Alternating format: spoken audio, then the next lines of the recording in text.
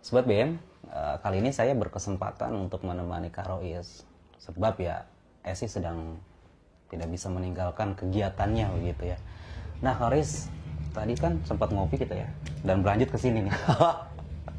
Tadi sebetulnya ada yang... Bukan sempat ngopi, emang lagi ngopi. Di sana kita pindah ke sini. Oh iya, benar pindah. Ada apa ya, menggelitik aja gitu. Tadi Kak Rois bilang bahwasannya seorang deklamator tidak bisa dipastikan sebagai penyair. Begitupun dengan sebaliknya, penyair juga tidak bisa dipastikan sebagai deklamator yang baik begitu. Ya karena memang tidak semua penyair adalah orang yang juga menggeluti dunia pembacaan puisi yang berkaitan dengan vokalisasi, berkaitan dengan dramaturgi. Begitupun seorang deklamator belum tentu dia menggeluti yang namanya dunia kebahasaan, kepenyairan, dunia perpuisian, invensi, konvensinya. Dan itu adalah dua dunia yang berbeda, pendekatan yang berbeda, dan kompetensi yang berbeda juga. Memang tidak dapat dipastikan seorang penyair itu adalah deklamator. Begitu juga tidak dapat dipastikan bahwa seorang deklamator adalah penyair. Karena kompetensi tadi beda tuh. Iya, berarti kalau bicara kompetensi, berarti penguasaan seseorang tersebut. Misalkan ya deklamator ya dia ahli dalam beretorika atau juga mendramakan lah gitu. Drama, kalau retorika luas lah ya. Luas lah ya, mendramakan si tulisan. Wabil khusus vokal. Bagaimana vokalisasi untuk pembacaan puisi? Karena baca puisi itu kan basically dia adalah seni vokal, seni suara. Bagaimana seorang pembaca puisi itu dapat mengolah vokalnya.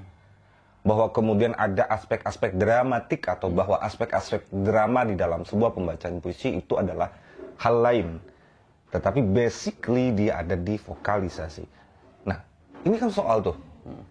Apakah semua penyair mendalami itu? Atau jangan-jangan waktunya habis untuk mendalami bagaimana menciptakan sebuah puisi itu? Udah pusing tuh kan mikirin bagaimana nyiptain puisi, tiba-tiba harus pusing juga bagaimana membaca puisi.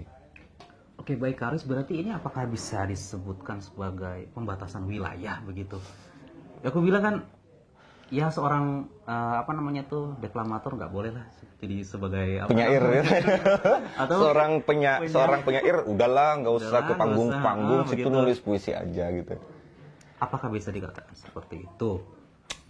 Tergantung ini pembatasannya dari siapa. Kalau dari aspek pengetahuan, aku pikir penting untuk membatasi ya, bahwa ya deklamator adalah deklamator. Tugas dia adalah bagaimana membacakan puisi sebaik-baiknya, sehebat-hebatnya, agar puisi itu bisa disampaikan dengan baik atau lebih dari sekadar itu bisa memukau begitu banyak penonton. Berarti kalau dicampur misalkan ya deklamator juga ya seorang. Kalau kemudian deklamator adalah penyair nanti per definisinya masalah gitu. Dari secara keilmuan memang perlu dibedakan.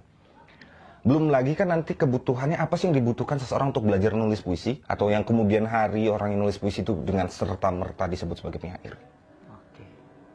Nah, berarti kebahasaan. Oke. Berarti kondisi di lapangan sendiri misalkan khususnya di Indonesia aja begitu. Apakah ada yang condong dua-duanya begitu? Nah, seorang penyair juga kalau berkaitan tadi itu kan, apakah ini pembatasan? Pembatasan dari ilmu pengetahuan penting agar kita tidak kacau ya pengetahuannya. Tetapi dari pribadinya sendiri ya aku pikir tidak perlu dibatasi bahwa saya hanya boleh menulis puisi, saya penyair, bukan deklamator, jadi tidak perlu bisa membaca puisi. Ya kalau ternyata bisa nulis puisi, bisa baca puisi kan bagus, ngapain harus dibatasi? Atau seorang deklamator, oh capek juga saya cuma baca puisi orang, bagaimana kalau saya juga mendalami bagaimana menciptakan puisi? Itu kan... Oh, artinya tidak ada pembatasan wilayah sebetulnya? Untuk pribadi-pribadinya, aku pikir ya tidak ada alasan untuk membatasi ya, karena itu juga wilayahnya masih bicara soal kepentingan puisi itu sendiri. Berarti memang si deklamator juga bisa mengasah dirinya sebagai penyair. Begitupun dengan penyair dapat mengasah diri untuk menjadi seorang deklamator. Oke, baik. Nah, tadi kan masih menyambung gara-gara kopi tadi gitu.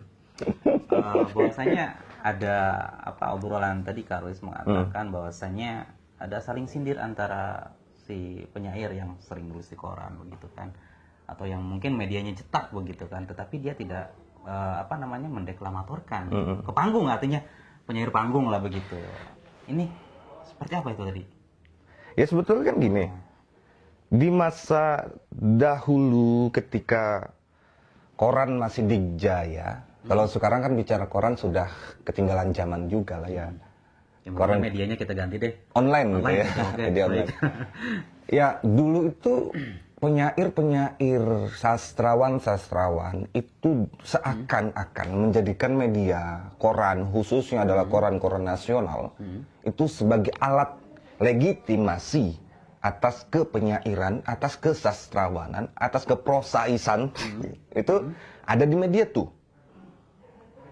Jika seseorang tidak masuk media, tidak pernah mengirim karyanya ke media, atau jangan-jangan tidak pernah lolos di media massa, dia tidak bisa mendapatkan legitimasi kesastrawanannya, kepenyairannya. Itu pikiran masa lalu. Bersisian dengan pikiran itu ada pergerakan yang menolak media. Kita bisa sebut ya, yang sampai hari ini masih ada tuh Mas Sosyawan Lea, Wiji Tukul, dan beberapa sastrawan yang memang tidak menjadikan media sebagai rumah kekaryaan mereka, tetapi mereka memperjalankan karya-karyanya, membacakan karya-karyanya di antara ratusan mahasiswa di kampung-kampung, di perumahan kumuh, yang kemudian waktu muncullah pertentangan bahwa oh itu kan cuma penyair-penyair yang cuma bisa baca puisi, puisinya jelek-jelek. Iya. Apa dikatakan iri gitu? Enggak juga atau gimana? Ya, mungkin kepopulerannya kurang gitu kan.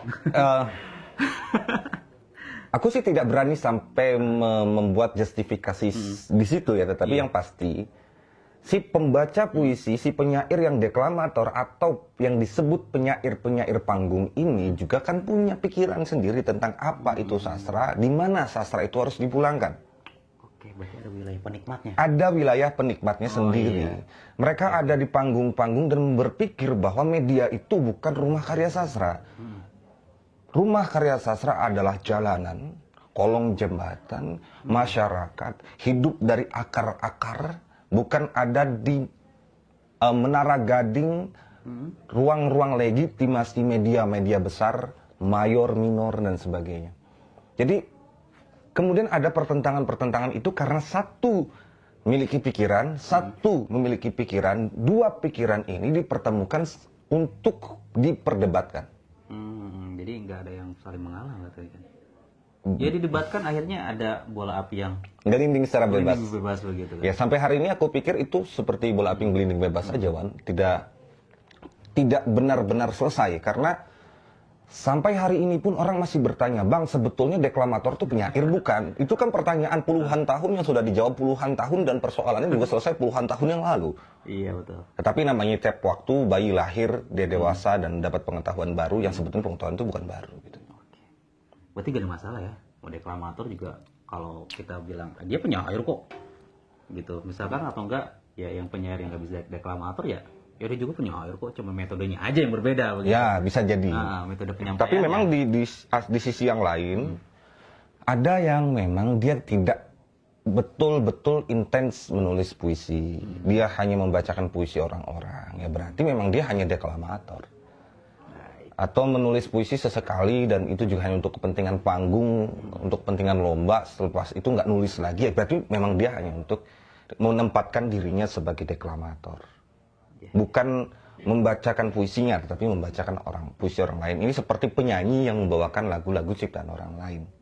Kalau kolaborasi nggak ada salahnya kan? Tidak ada salahnya memang. Seorang penyair silakan berkolaborasi dengan deklamator yang bagus untuk bisa membacakan puisinya, konsep bareng bagaimana ini menjadi pertunjukan yang bagus, menjadi pembacaan puisi yang bagus.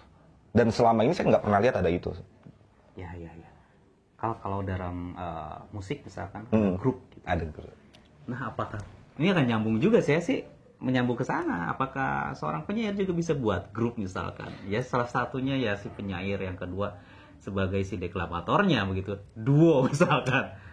Mungkin ya bisa. Dalam sebuah produksi, pertunjukan seni itu selalu kolaborasi. Kalau kita lihat pembuatan lagu di masa dulu yang ada kaset, kita akan lihat kreditnya. Siapa pencipta, siapa yang main gitar, siapa main drum, siapa main kecrek. Itu di kredit ada.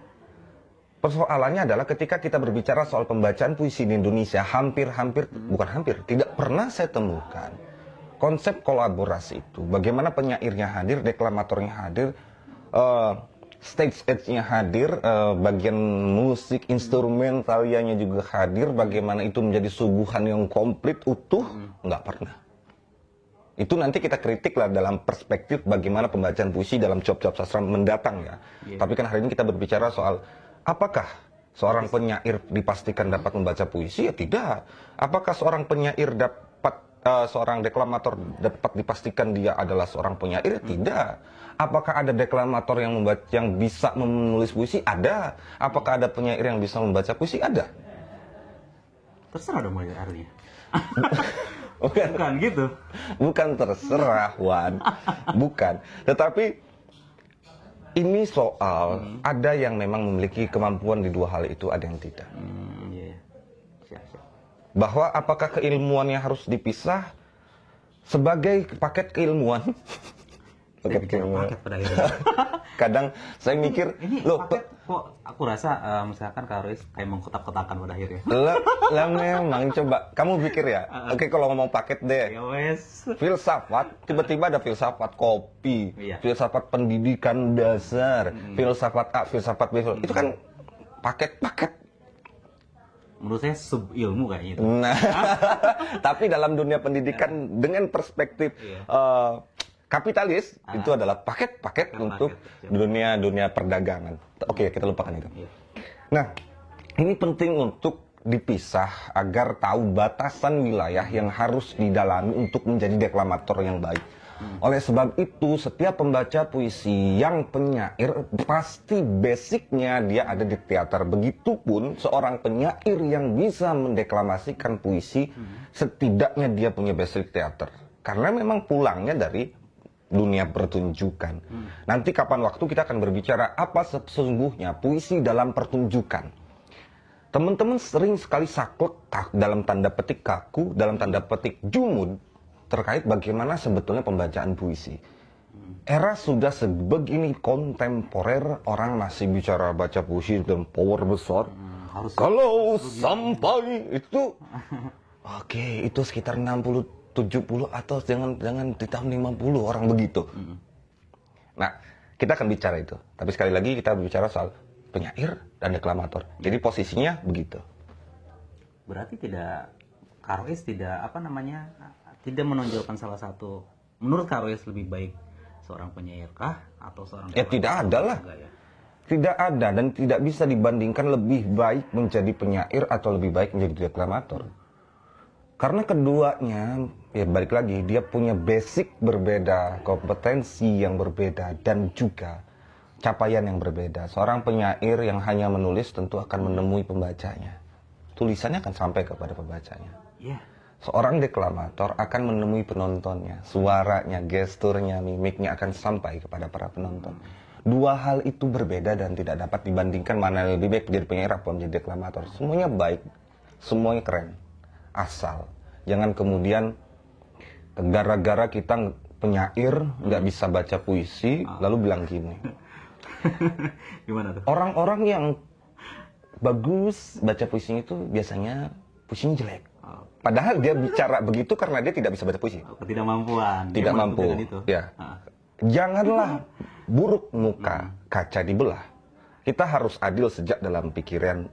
Banyak pembaca puisi deklamator yang bisa menulis puisi dengan baik. Walaupun banyak juga deklamator yang keren banget tapi puisinya buruk. Sebaliknya, banyak penyair keren tapi ketika dia baca puisi bikin ngantuk. Kalau dia baca puisi lebih dari 2 aja orang udah pada tidur dan atau enggak dia berusaha untuk pelan-pelan meninggalkan ruang itu agar tidak mendengar si penyair baca puisi. Itu adalah konsekuensi yang harus dipahami, konsep-konsepnya harus dipahami, tidak untuk diperbandingkan. Tidak lagi jadi bola api yang menggelinding secara liar. Sesimpel itu kan. Lantas pertanyaan tersebut ya harus stopkah gitu? Gak usah nanya-nanya lagi deh. Oh enggak. Gini, Ya. setiap waktu bayi itu lahir, bayi itu tumbuh besar, menghadapi sebuah dunia, tiba-tiba dia menemukan pertanyaan yang ditanyakan oleh orang-orang terdahulunya. ya pertanyaan kan tetap lahir dari sesuatu yang lapuk. Sama seperti pertanyaan, apakah kalau Tuhan maha besar, apakah Tuhan bisa menciptakan yang lebih besar dari dia? Itu kan kalau orang sekarang mengajukan pertanyaan itu kayaknya keren banget ya. Itu kan Keren banget ya gitu ya. Zaman kapan? Ya? Tapi bagi kita selesai. Bagi orang baru yang baru sampai pada rumah pemikiran itu tetap hadir. Begitupun pertanyaan apakah deklamator adalah penyair dan penyair adalah deklamator, itu juga akan tetap lahir dari orang-orang baru. Tetapi baiknya sebelum berbicara, dunia kita itu menyimpan begitu banyak berangkas pengetahuan. Utamakan terlebih dahulu berusaha membuka berangkas pengetahuan itu daripada ngoceh.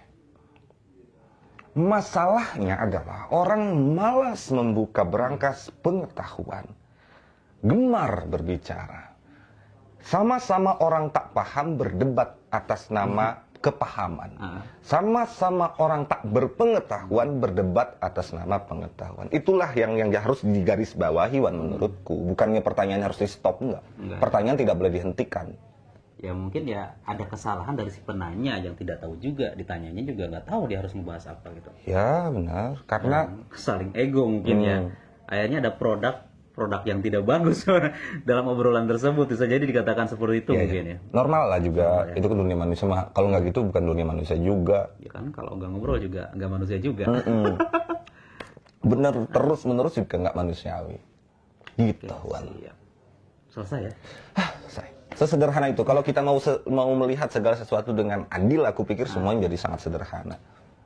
Oke, baik, Kak Rois, saya rasa udah selesai nih obrolan antara siapa itu deklamator dan siapa itu penyair gitu. Beres lah, nggak usah diperdebatkan kembali ya. Oke, baik, Sobat BMTV, nanti kita ngopi bareng lagi nih. Ngopi bareng dengan tema yang lain, nanti kita koreksi juga soal bagaimana pertunjukan puisi. Kita pamit ya, Kak Rois? Ya, pamit. Jangan lupa like, comment, subscribe, and share. Bagikan kepada masyarakat agar pertanyaan-pertanyaan di tengah masyarakat dapat terjawab melalui BMTV. Oke, baik, kita pamit. Assalamualaikum warahmatullahi wabarakatuh. Salam berkarya dan berbagi inspirasi.